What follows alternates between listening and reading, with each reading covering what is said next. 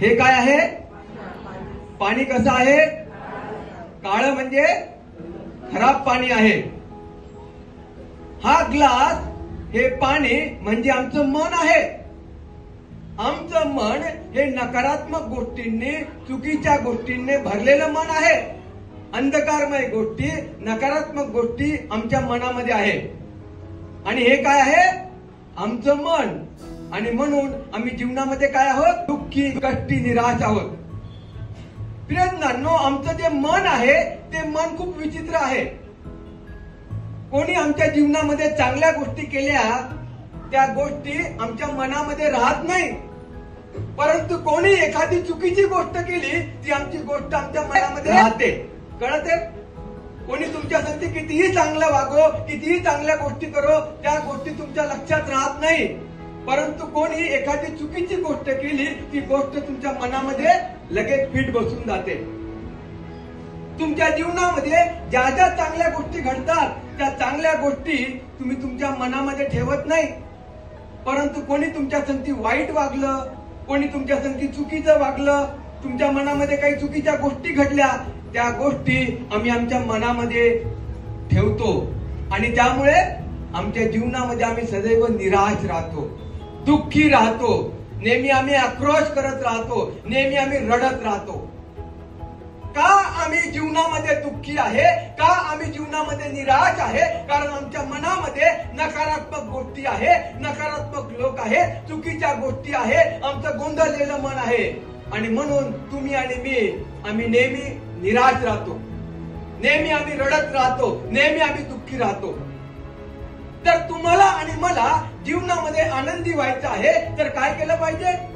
नकारात्मक गोष्टी, चुकीच्या गोष्टी, नकारात्मक लोक, या सगळ्यांना आम्हाला बाहेर काढून टाकायचं आहे. आणि आमचं मन हे देवाच्या सकारात्मक वचनांनी, देवाच्या सकारात्मक गोष्टींनी आम्हाला भरून टाकायचं आहे. हे आमचं मन आहे, ते नकारात्मक गोष्टींनी भरलेलं.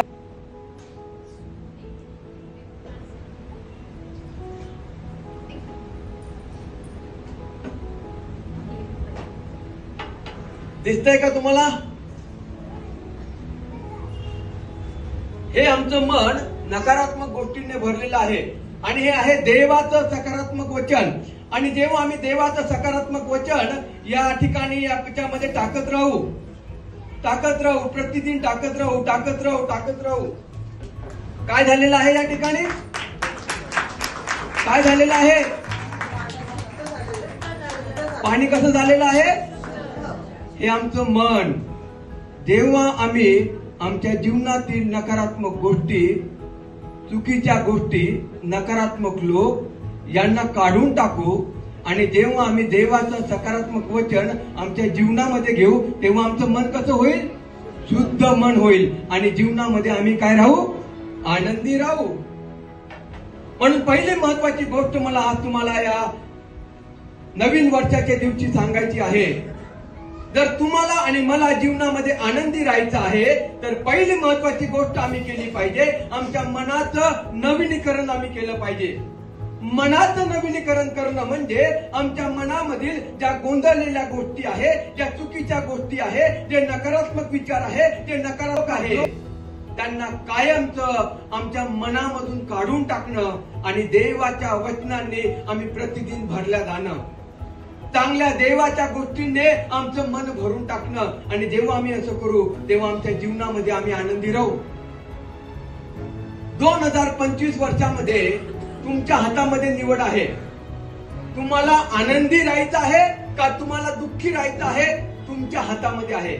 तुम्हाला निरोगी राहायचं आहे का तुम्हाला रोगामध्ये जीवन जगायचं आहे? तुमच्या हातामध्ये आहे. तुम्हाला निराशेमध्ये जीवन जगायचं आहे का तुम्हाला आशावादीमध्ये जीवन जगायचं आहे? तुमच्या हातामध्ये आहे. तुम्हाला पराजित जीवन जगायचं आहे का तुम्हाला विजयी जीवन जगायचं आहे? तुमच्या हातामध्ये आहे.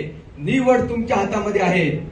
जेव्हा तुम्ही तुमच्या मनाचं नवीनीकरण कराल, तुमच्या मनातील नकारात्मक गोष्टी, नकारात्मक लोक यांना तुम्ही काढून टाकाल, तेव्हा तुम्ही सदैव आनंदी राहाल. तुम्ही गुणगुणत राहाल.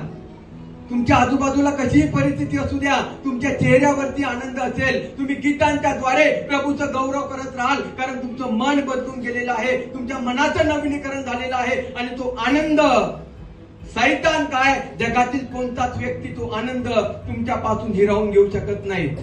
आणि म्हणून या नवीन वर्षामध्ये पहिली गोष्ट मला सांगायची आहे, नकारात्मक गोष्टी जीवनातून काढून टाकून सकारात्मक वचनांनी स्वतःला भरा. बायबलमध्ये अनेक सकारात्मक वचन आहे. मी तुम्हाला काही वचन वाचायला लावतो.